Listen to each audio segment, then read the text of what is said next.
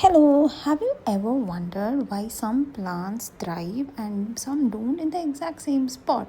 Here, if you see, the peace lily is completely drooping and crying out for a drink, and the pennywort is practically non existent. You see, there is nothing there. So, but you see other plants thriving around it. When you break it down, it's a basic that matters. The basics are the plant needs water, light, and nutrients. In the peace lily's case, it was water that was the clear problem. Peace lily clearly indicates it doesn't have enough water by drooping its leaves. I gave it enough water and it was back to its normal in a few hours. Each plant has its own water needs.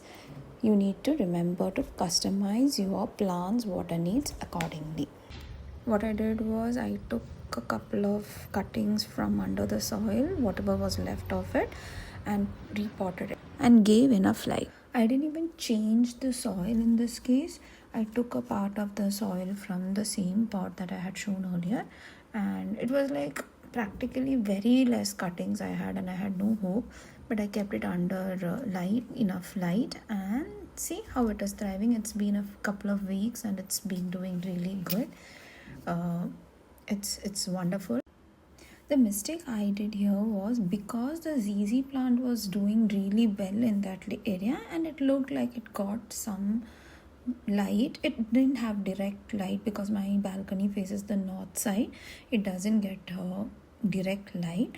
I thought the pennywort, seeing the ZZ growing, right? I kept the pennywort also near that area thinking it is having enough light, right? It is good light. It is indirect light that is there. Now, like the water scenario, each plant has its own needs. So here, pennywort needs a lot of water. It's best to keep it in a self-watering pot for it to thrive.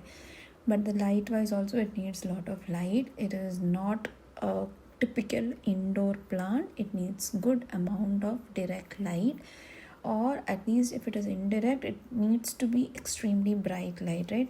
What I have seen in my experience is that it needs a good amount of direct light to thrive.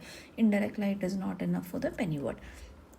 So I had having a balcony which doesn't get enough light. What I did was I have some grow lights in the bedroom and I've kept it directly under the grow light, and that is where it mattered.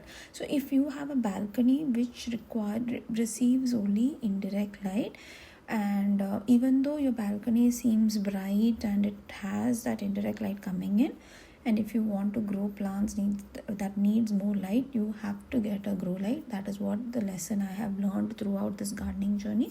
You have to get a grow light. If you do not want to invest in a grow light, you need to invest in plants that do well in indirect light and not the plants that you like. You cannot keep a plant that you like and it needs more light. It's not going to work out that way.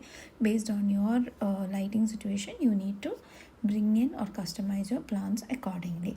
So yeah, that is your lesson for the day. I hope you really liked it. I can do another video on the whole grow light setup to show how you also can set up a good lighting situation in a low light balcony or in a bedroom. So if you like this kind of content, please like, subscribe, follow, etc. etc. Thank you.